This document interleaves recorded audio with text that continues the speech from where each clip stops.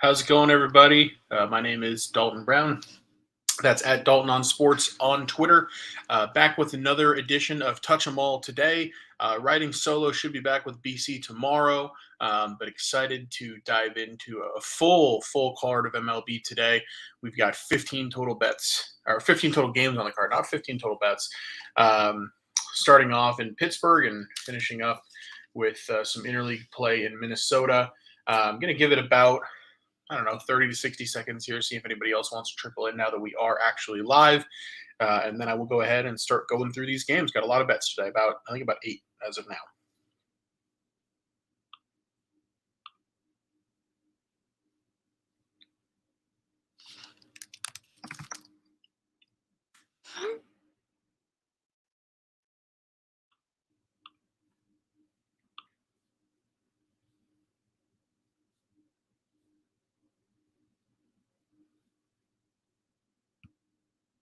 All right.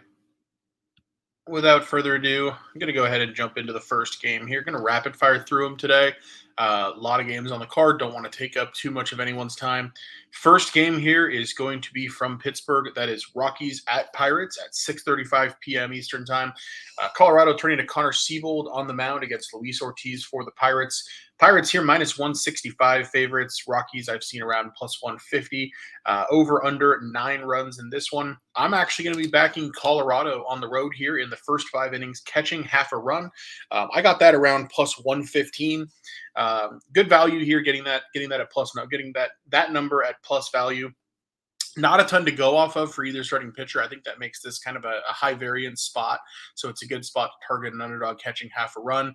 This is a Pittsburgh team that, picked up a win yesterday as Mitch Keller threw a complete game shutout, but their offense is still scuffling. They lost 7 in a row before then. I think we're seeing this team come back to earth and kind of morph back into the team that a lot of people thought they would be preseason.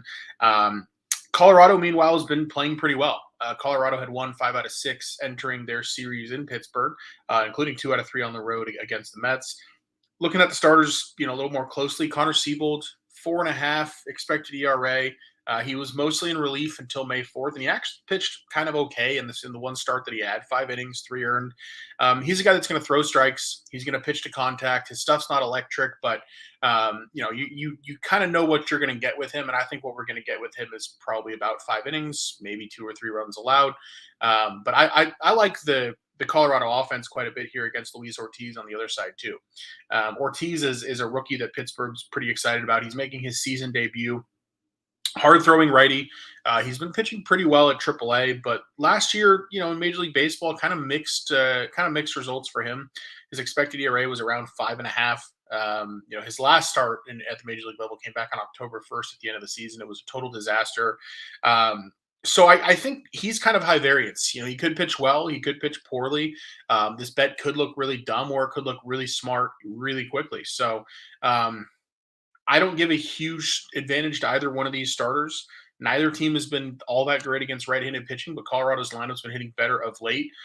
So I think taking the half run here, where we can win with a tie and getting plus money on it, I think it's a pretty good look with Colorado here as an underdog. I think it's worth putting a wager on. So Rockies first 5 innings plus half a run plus 115. Next game down is the New York Mets and Cincinnati Reds from Great American Ballpark in Cincinnati. Mets pretty big favorites here, around minus 180, minus 185. Reds coming in at plus 165. Over under is up there at 9.5. Going to be Max Scherzer on the mound for New York, trying to recover from some pretty poor results of late. He'll take on Luke Weaver for the Reds, who has been even worse. Scherzer 5.56 ERA, Weaver 7.88. Look, I think with Scherzer right now, I kind of don't want to bet on him, and I also don't want to fade him yet. His velocity is at a career low, and he's now throwing slower than the average major league pitcher. That's a major concern for a guy like him. He wants to pour his fastball in for strikes. He's been below average across the board in Baseball Savant, which is not very promising for him. At his age, it starts to look like he's just in decline. And that might very well be the case, in which case, the Mets are not going to be very happy with the contract they've got going through the next year. Expected ERA for him, 5.26. So the poor results have been pretty real. His last start against Detroit, 6 earned runs in just 3 innings, and that's a Detroit offense that doesn't hit right-handed pitching well at all. Um, he's given up 6 homers this year in just 22 innings. That's not great. 20 strikeouts, 10 walks. That's not the type of ratio we've come to expect from him. So have some concern about him, but he did have 2 straight scoreless starts back in April as well. So um, I wouldn't be surprised if this is kind of a bounce back start for him. And we know, Scherzer is an emotional pitcher. He'll come out there, and really try to fight through it if he can. And Cincinnati's lineup isn't exactly all that scary. So um, kind of keeps me off the Reds, as tempting as they are. And the other thing that keeps me off the Reds is Luke Weaver. This guy's getting absolutely shelled for them. 16 innings of work. He's allowed 14 earned runs. Getting some strikeouts, but he's getting crushed on his contact profile. His expected ERA is around 6. So it's just not an appetizing game on either side. I could see an argument for an over. Should be warm in Cincinnati. I understand where that would come from, but I can't quite get there with the Reds offense against Scherzer. It just wouldn't surprise me if Scherzer all of a sudden comes out tonight and goes 6 innings, he goes of 1 run, and the over looks really dumb by the 7th inning. So um, can't quite justify playing this game on either side. Next game, I've got a small wager on. It's going to be the Dodgers and the Brewers from Milwaukee tonight. Dodgers were in a total scheduled loss spot yesterday. They got into Milwaukee around 4 in the morning. Didn't get to their hotel till at least 5 in the morning. And then their bats kind of looked like it early on in that game, and it kind of unraveled on them late. As a Dodger fan, that game didn't really strike any concern for me. They were kind of in a scheduled spot to lose. Unfortunately for them, they're still going to Noah Syndergaard to start this game on Tuesday against Eric Lauer for Milwaukee. Dodgers are small favorites here. Last I saw, around -120. Brewers close to even. I'm taking Milwaukee in the first 5 innings here at even money. Eric Lauer in his career against the Dodgers has been a hell of a lot better than he's been against the rest of the league in his career. That dates back to his days with the Padres way back when. It's just a team that he pitches well against, and Dodgers are bottom 10 in baseball against left-handed pitching so far. So I think that the split works in Milwaukee's favor in that way. And, the Brewers hit righties a lot better than they hit lefties. They're last in the league against lefties, but they're 12th in the league against righties. We saw that a little bit yesterday. They had a lot of hard hit balls against Gonsolin. And Syndergaard has been pretty terrible for the Dodgers so far. 1-3 with a 6.32. I will say his expected numbers are kind of in the high 4s, so there is some reason to expect positive regression for him. But it seems like a best case scenario is 5 or 6 innings, 2, 3, 4 runs. I wouldn't be surprised if that alone got us there. This Dodgers offense has a tendency to go quiet against a guy like Eric Lauer, and we've seen him do it to them before. His velocity's down. He hasn't put up great numbers this season overall. If there was ever a time that the Dodgers were going to get Lauer, this might be it. But I'm going to bet with the trend that we've seen throughout his career against LA. I'm going to bet with what we've seen from Noah Syndergaard. This Milwaukee offense is a lot better at home than it is on the road. I will say, I think as this game goes along, and the Dodgers, eventually knock Lauer out of the game, I do like the Dodgers a little better as the game goes on. Dodgers bullpen has been much better than Milwaukee's of late.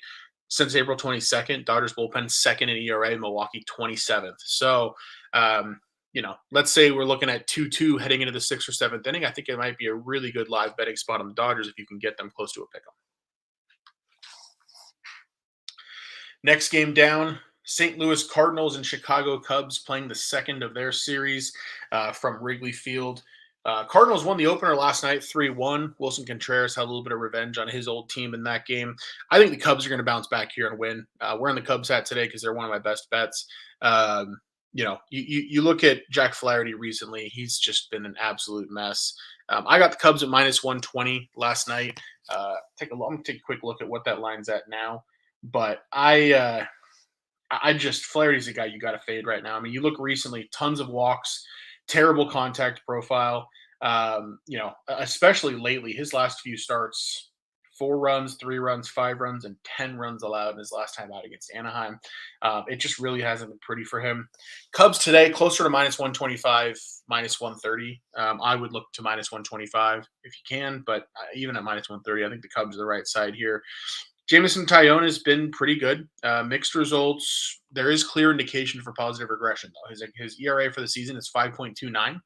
His expected ERA is 3.35.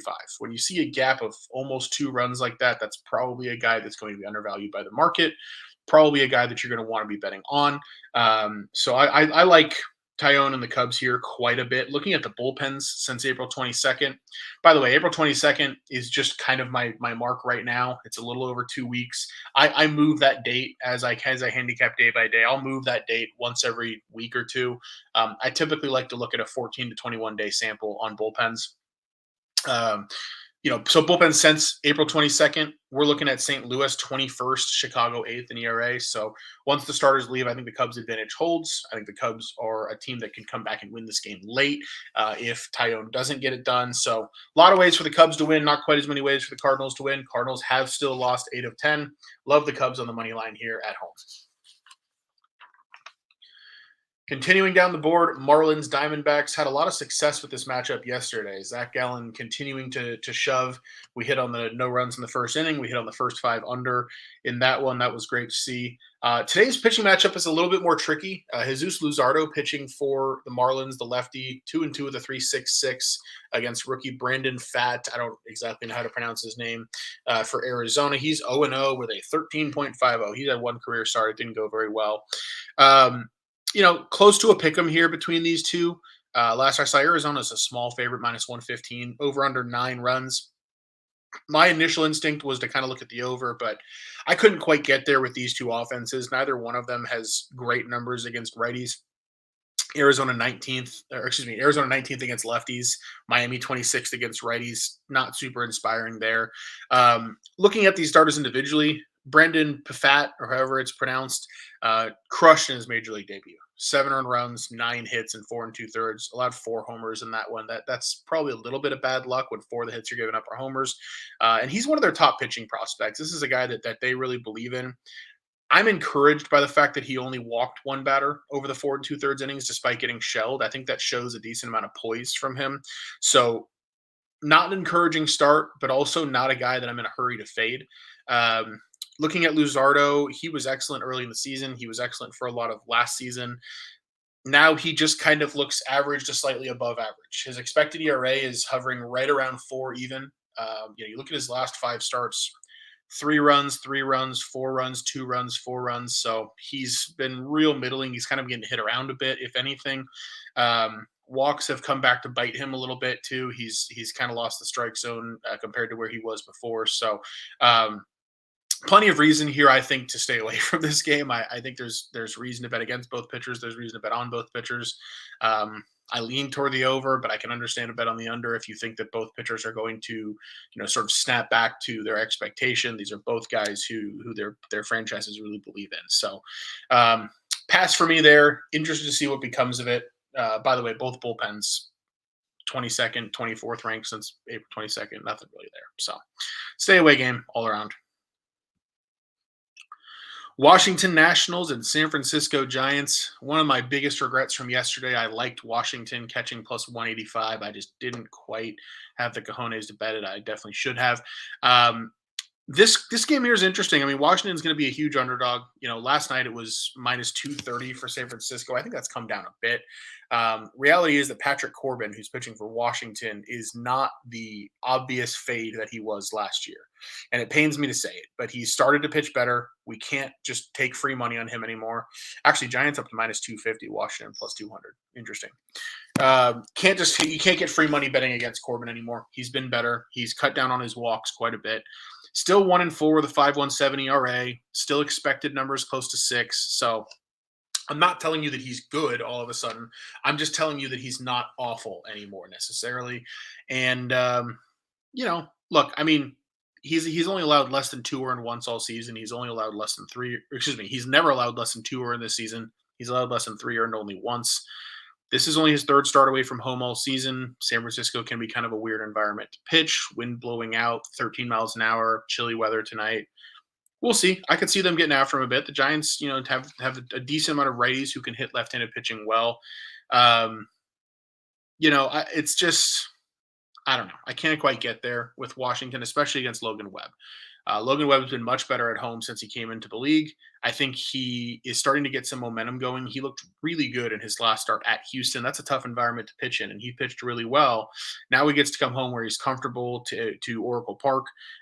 Can't quite get there, though. Not with this type of a number at minus 250. Even the run line, a little rich for my blood. So staying away ultimately. I think if I had to play the game, I'd probably, I guess I'd lay the 1.5 with San Francisco, but San Francisco's bullpen 29th in baseball in ERA since April 22nd. I don't trust them to hold a lead at all. So, um, again, just staying away.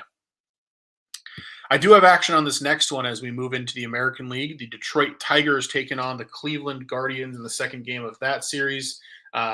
I couldn't believe the number I saw on this game last night. Tigers plus 180 on the money line. I took the Tigers plus a 1.5. That came in at minus 120. Looking at that number this morning, it's come down a bit, minus 126 now. If you want the plus 1.5, Tigers on the money line, down to plus 165. Detroit turning to Michael Lorenzen on the mound. I get it if you don't understand why I'm betting him. He's 1-1 with a 5.14 ERA. Results for him have been wildly mixed. This is more of a fade actually of Shane Bieber. Shane Bieber is a guy who we hear that name, we think ace. He's won the Cy Young. He's talented. He's had a great career, but he's seemingly in decline and he's due major negative regression. 2-1 with a 2.96 ERA, but his expected ERA is close to 5. He's allowed 2 or more earned runs in 6 straight starts. So at no point has he really been unhittable this year. And when you start to look at the underlying metrics, he's actually getting really lucky. He's allowed 5 or more hits in 4 of his last 5 starts. Quietly getting hit really hard. If you look at his Baseball Savant page, he's not forcing hardly any swings and misses. I think this is way too much respect for him. You look at the other side with Lorenzen, like I said, super inconsistent. He's had 4 starts this year. 2 of them were awful, 5 or more earned. 2 of them were really good though. In his last one, he threw 7 scoreless innings. So Lorenzen's a guy that is super high variance. He could pitch great. He could pitch really poorly. Why am I buying in on him today? Because Cleveland is last place against righties in WRC plus this season. If you're going to give me plus a 1.5 at minus 120 against a team that can't hit righties at all, both bullpens have been top 12 in baseball over the last few weeks. Detroit's young guys are gaining confidence. Tigers have scored 5 runs or more in, I think it's 5 of their last 6. They've also won 6 of their last 7. It's a Detroit team that's starting to feel more confident. They're starting to hit the ball better. They actually perform better in the split against righties than Cleveland here. So I would make this game closer to like Cleveland minus 120, minus 130. So getting Detroit plus 1.5 at minus 120, I think it's unbelievable value. I love the Tigers on the reverse run line here. Next game, I've got a pretty passionate bet here too. Tampa Bay Rays at Baltimore Orioles. Cashed a few bets last night with Tampa Bay. Shane McClanahan was on the mound in that one. I was sweating a little bit making that bet because of how Baltimore hits left-handed pitching. Baltimore doesn't hit right-handed pitching quite as well, and Zach Eflin, a righty pitching for Tampa, has really seen his career have a bit of a rebirth this year with Tampa. I don't think Philly ever got the most out of him, whereas Tampa certainly has so far.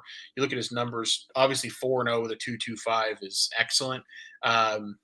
He's pitched really well, but the expected numbers match up with it. His expected ERA is 3.07, 7 scoreless in his last start against a Pirates lineup that's not terrible.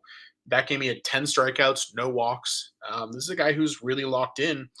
We got righties pitching for both teams. Grayson Rodriguez goes back to the mound for Baltimore. Tampa, number 1 in the league in WRC plus against righties. Baltimore, 15th in the league against righties. So solid advantage in the platoon split for Tampa. And I think it's a solid advantage on the mound as well. Grayson Rodriguez, I backed him in his last start. I'm generally a believer in him as a prospect. But when you give up an 8-1 lead to the Kansas City Royals, it's difficult for me to continue to buy in on you in the present moment. He just is not commanding the ball well. The walk numbers haven't necessarily showed it, but he's not putting the ball where he wants it. He had 2 solid starts to begin his season, and then he's been kind of a mess since. He's had 3 straight starts that have been really underwhelming, and he totally unraveled in his last one.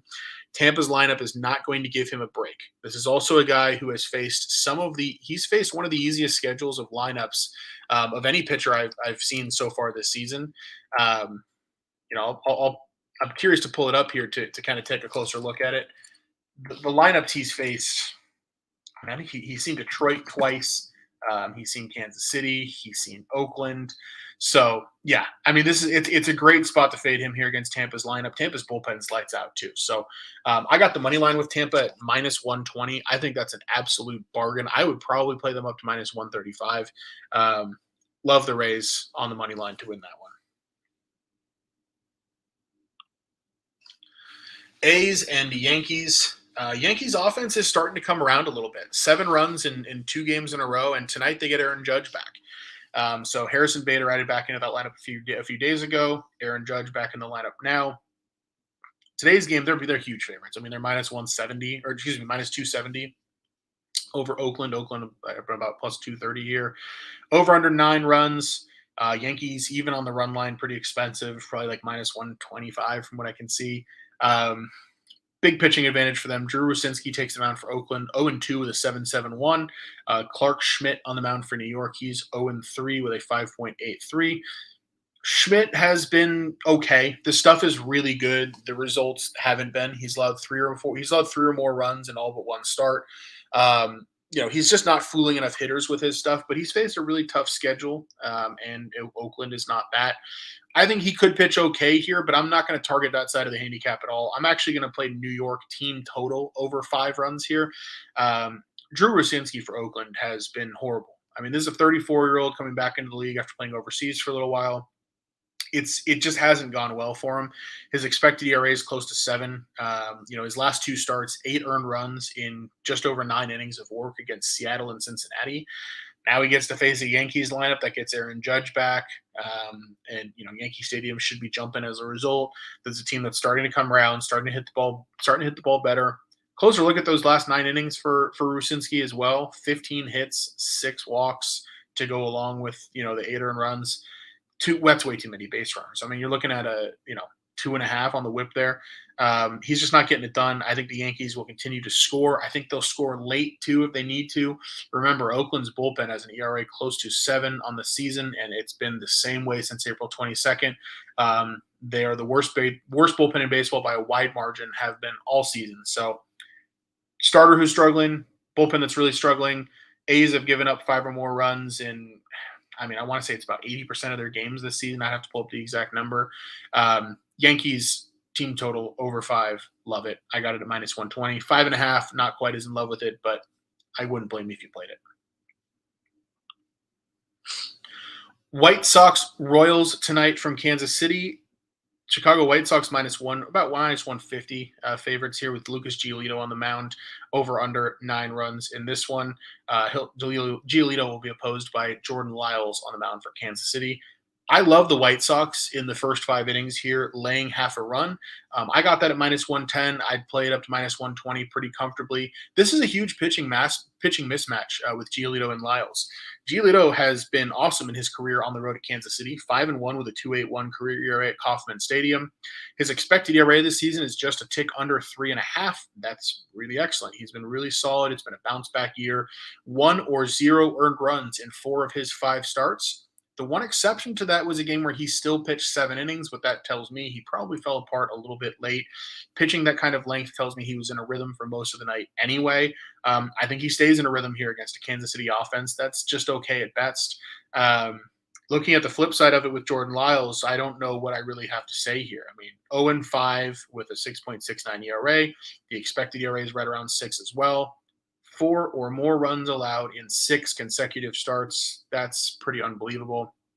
This guy really probably shouldn't be a major league starter anymore. White Sox are starting to hit the ball really well. They've pounded out 17 runs in the last game. They've won 2 straight series. I believe in the White Sox offense a bit here to get after Lyles. I think this could easily be 6-1 through 5 innings. Let's take advantage of a pitching mismatch, and White Sox first 5 run line minus half a run. All right, we're going to head out to Anaheim, a land far, far away from Los Angeles for the Houston Astros and the Anaheim Angels. Fun pitching matchup here between Framber Valdez and Shohei Ohtani.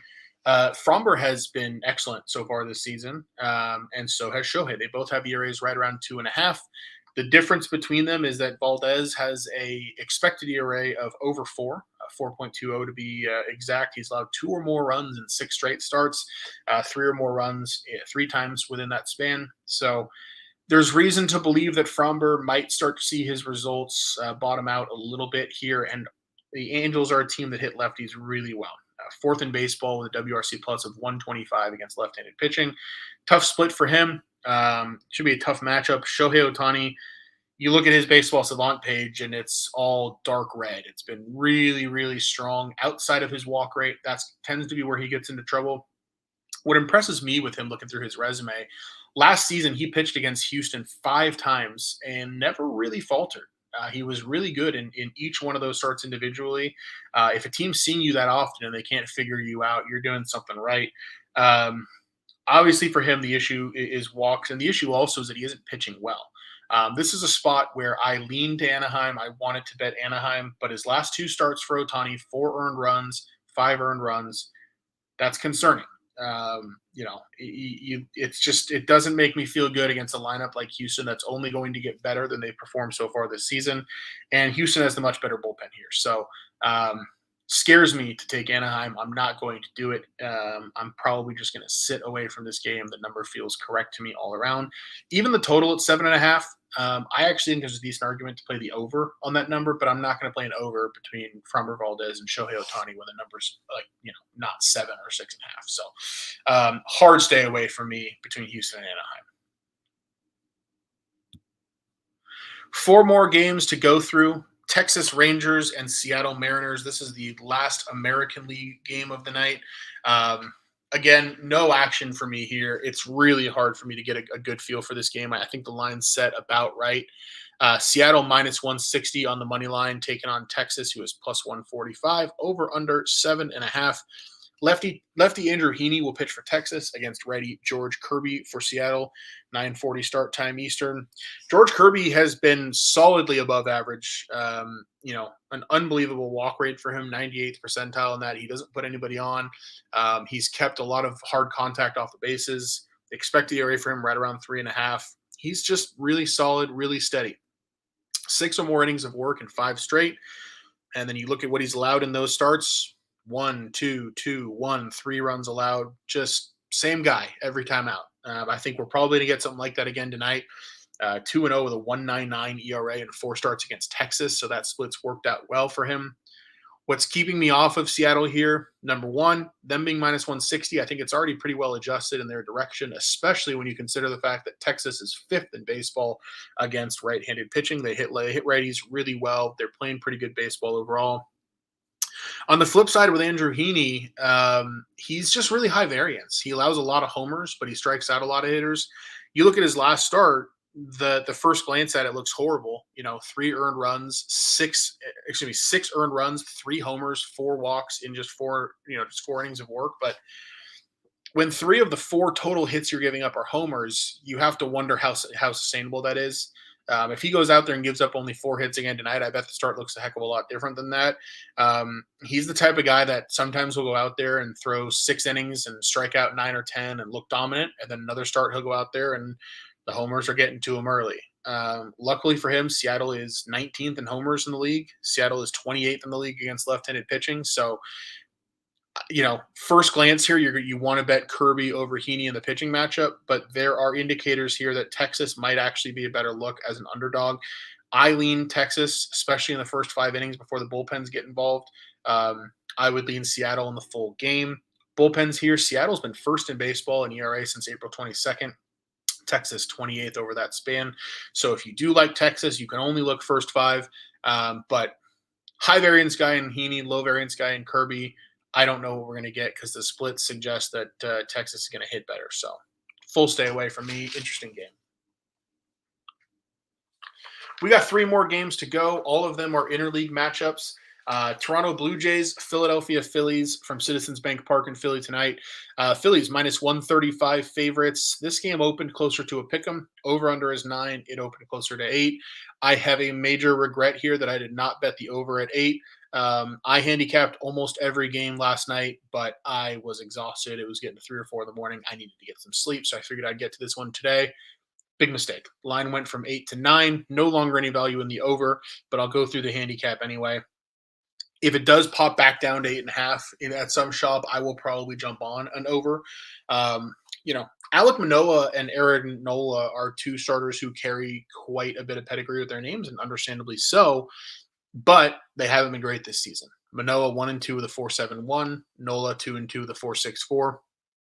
Looking at Nola specifically, solid above average savant metrics, expected ERA around 3.5, probably do a little bit of positive regression, but three or more runs allowed in 6 of his last 7.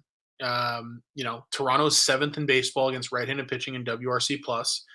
This is just not really a team that I want to get in front of with an under, or that I want to, bet against when a righty's on the mound. Philly's bullpen also ranks 20th in baseball in ERA since April 22nd. Even Jose Alvarado has started to falter of late. Looking at the other side, Alec Manoah, he has calmed things down a bit in his last 3 starts. 0 runs, 2 runs, 2 runs allowed in those, but 14 hits allowed in his last 10 innings. That tells me he's been pretty lucky. His expected ERA is actually closer to 7. That's hugely concerning. This is a Philadelphia team that also ranks top 10 against right-handed pitchers in WRC plus. I think both teams have potential to hit the ball well here, but you are not going to convince me to play over if the number's 9 when we have 2 talented pitchers like Nola and Manoah going at it. You got to give me an 8.5 for me to bet the over. One thing that works in Manoah's favor, 2.82 ERA for him on the road compared to 7.71 at home. Could just be that he doesn't like pitching at Rogers Center right now. And Aaron Nola's ERA close to 5 at home. So if I had to bet a side here, I'd probably just take Toronto as an underdog and hope for the best. If I had to bet a total, I'd probably bet the over. Neither number is quite where I want them to be, though. So stay away game for me. Next game, our second to last game, and my last best bet of the day is Boston at Atlanta. Red Sox turning to righty Nick Pivetta on the mound against Uncle Charlie Morton pitching for the Braves. Pivetta 2-2 with a 4.99 ERA. Charlie Morton 3-3 with a 3.38. Braves pretty solid favorites here, minus 180. Boston plus 165. Over under 9.5 runs. I love the over. I think we're going to get a shootout today between the Red Sox and Braves. Both of these offenses are awesome. Boston's offense is 3rd in baseball against right-handed pitching. Atlanta, above average against right-handed pitching as well, although not quite as prolific as Boston. I don't think that's going to affect them too much. I think they'll get after Pivetta just fine. Pivetta's expected ERA this season, 6.28. He has a horrendous contact profile. He's getting hit hard all over the yard. 3 or more earned runs allowed in 4 straight starts. 16 earned runs in his last 20 innings of work on 22 hits and 5 homers. So a lot of go for balls there. And I think the ball is going to be flying out of Atlanta tonight. 85 degrees with wind 10 miles an hour blowing outward expected tonight at Truist Park. We're going to get plenty of runs. Taking a look at Charlie Morton, Morton 5.24 expected ERA. You'll remember his actual ERA is 3.38. That is almost 2 runs difference. That is a major negative regression candidate. I think it's going to catch up to him tonight against a Boston lineup that's been hitting the cover off the ball for the last couple of weeks. 4 earned runs for Morton in his last start. That followed 2 pretty good ones. He has 2 or more walks in every start, so a lot of free base runners being given out by him. Boston, like I said, absolutely crushing right-handed pitching. I think both pitchers could give up a few homers here. I think we're going to see a lot of runs early. These 2 teams, by the way, to the over this season, combined 45 and 24, just blindly betting overs on these 2 teams. Great over spot between these 2. I got it at minus 115 over 9.5. Not quite as enthusiastic about it if the number you're looking at is 10. Last game on the card is San Diego Padres at Minnesota Twins. I am very close to wanting to bet the Padres here. If you offered me Padres at plus 110 or better, I think I'd jump all over it. But at even money, I can't quite get there. It's going to be Michael Wacha on the mound for San Diego against Louis Varland from Minnesota. Varland, obviously a rookie for the Twins. He's made 2 starts so far this season. Both of them were on the road. 10 2/3, 7 earned, 3 earned one of them, 4 earned the other. It's been kind of just meh for him so far, if I were to put a word on it. Expected ERA about 5.5. Some swing and miss, not too many walks, so that's positive, but he's given up a lot of hard contact. The sample's so small on him, too. We don't really know, what to make of it. San Diego is the best lineup he's faced so far. That's concerning for him. I think San Diego will score a bit. On the flip side with Michael Wacha, 2-4, 2-1 with a 5.46 ERA. His expected ERA of about 5.35 runs pretty similar to that, and he's been really good in his last 2 starts. 11 innings, 3 earned, 6 hits.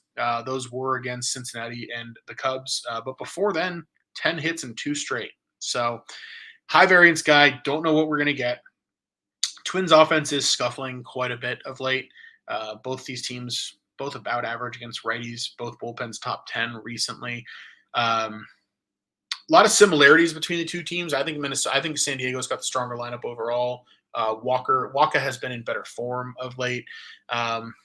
Be sure to stay on my Twitter account today. There's a chance I bet San Diego if I end up with a plus number here. I just don't think they should be underdogs against a rookie like Varland, who hasn't pitched a whole lot. So that'll do it for the show today. 8 total best bets. I'll go ahead and run through them one more time. Colorado, first 5 innings plus half a run at plus 115. Love the value there. We are going to be on Milwaukee Brewers, even money in the first 5 innings. We're just backing Eric Lauer to continue doing what he's done to the Dodgers throughout his career. Syndergaard to keep giving up runs. Cubs, minus 120 on the money line. I think that's great value for them against Jack Flaherty, who's been struggling, and a Cardinals team that's been struggling. Detroit Tigers, plus 1.5, minus 120. One of my favorite bets of the day today. Shane Bieber's do a lot of negative regression. Tigers lineup's been hitting well. This could be when that negative regression pops up for him. Tampa Bay Rays on the money line, minus 120. Another one of my favorites today. Grayson Rodriguez been struggling. Zach Eflin been dominant. Tampa killing righties. Good spot. New York Yankees team total over 5 runs. Comes in at minus 117. Like that quite a bit against Drew Rosinski and Oakland's bullpen, especially with Aaron Judge returning from the injured list today. Chicago White Sox, first 5 innings, minus half a run. Giolito versus Lyles is a huge pitching mismatch, and the White Sox are starting to hit the ball pretty well. And then the final bet of the night, Boston Red Sox, Atlanta Braves, over 9.5. Hot night in Atlanta, wind blowing out, 2 right-handed starters who are liable to give up homers, and Morton do a ton of negative regression. So I think we'll see a lot of runs there. A couple teams that have been good on the over. Those are the 8 plays for today. I will tweet them out as well. Come give me a follow there. Let me know what you think. Feel free to tell me if you hate the picks, love the picks, whatever you got. And looks like I'll be back tomorrow with BC along with me to bounce off me, and we'll go through another full card on a Wednesday. A lot of these same matchups. Should be a lot of fun. Appreciate anybody that tuned in. Feel free to drop a comment or a like. Let me know what you think, and we'll talk soon. Have a good one.